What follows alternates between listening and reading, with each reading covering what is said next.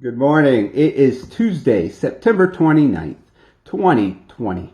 Our psalm reading for today will be Psalms 42. Our Exodus reading is Exodus 18, 13 through 27. It continues the story. And the same thing with our New Testament reading, Philippians 1, 15 through 21, continues from yesterday. Psalms 42. A white-tailed deer drinks from the creek. I want to drink God, deep draughts of God. I'm thirsty for God alive. I wonder, will I ever make it? Arrive and drink in God's presence? I'm on a diet of tears. Tears for breakfast, tears for supper. All day long, people knock at my door, pestering, where is this God of yours?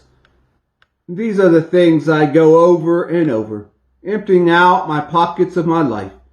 I will always at the head of the worshiping crowd, right out in front, leading them all, eager to arrive and worship, shouting praises, singing thanksgiving, celebrating all of us God's feast.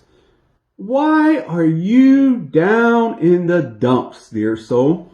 Why are you crying the blues? Fix my eyes on God. Soon I'll be praising again. He puts a smile on my face.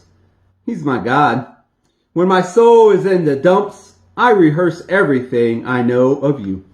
From Jordan depths to Hermon heights, including Mount Mizar. Chaos calls to chaos, to the tune of whitewater rapids. Your breaking surf, your thundering breakers, crash and crush me. Then God promises to love me all day, sing songs all through the night. My life is God's prayer.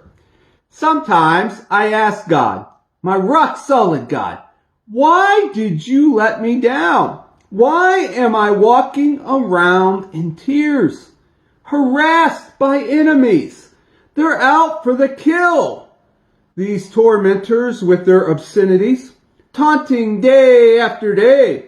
Where is this God of yours? Why are you down in the dumps, dear soul? Why are you crying the blues? Fix my eyes on God. Soon I'll be praising again. He puts a smile on my face. He's my God. Our Old Testament reading is the continuation of the story in Exodus 18, verses 13 through 27. The next day, Moses took his place to judge the people. People were standing before him all day long, from morning to night. When Moses' father-in-law saw all that he was doing for the people, he said, "What's going on here? Why are you doing all of this, and all by yourself, letting everybody line up before you from morning to night?" And Moses said to his father-in-law, "Because the people come to me with questions about God. When something comes up, they come to me. I judge between a man and his neighbor and teach them God's law and instruction." Moses' father-in-law said, "This is no way to go about it. You'll burn out, and the people right along with you. This is way too much for you. You can't do this alone. Now listen to me. Let me tell you how to do this so that God will be in this with you. Be there for the people, before God. But let the matters of concern be presented to God. Your job is to teach them the rules and the instructions, to show them how to live, what to do. And then you need to keep a sharp eye out for the competent men who fear God, men of integrity, men who are incorruptible, and appoint them as leaders over groups organized by the thousands, by the hundreds, by 50, and by 10. They'll be responsible for everyday work of judging among the people. They'll bring the hard cases to you, but in the routine cases, they'll be the judges. They will share your load, and that will make it easier for you. If you handle the work this way, You'll have the strength to carry out whatever God commands you. And the people in their setting will flourish also. Moses listened to the counsel of his father-in-law and did everything he said.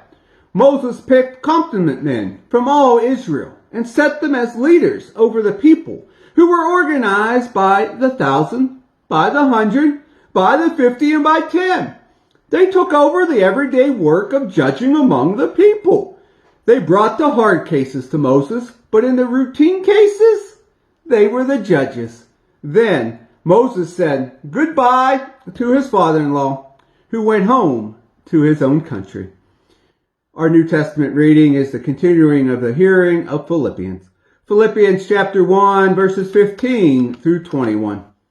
It's true that some here preach Christ because with me out of the way, they think that they'll step right into the spotlight. But the others do it with the best heart in the world.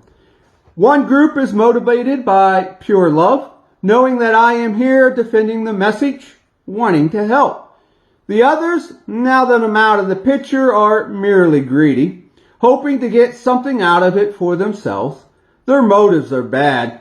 They see me as their competition. And so the worse it goes for me, the better they think for them.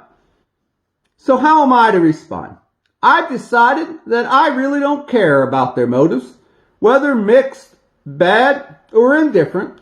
Every time one of them opens their mouth, Christ is proclaimed.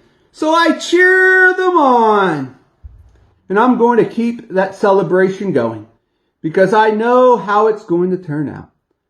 Through your faithful prayers and the generous response of the Spirit of Jesus Christ, everything He wants to do in and through me will be done. I can hardly wait to continue my course. I don't expect to be embarrassed in the least.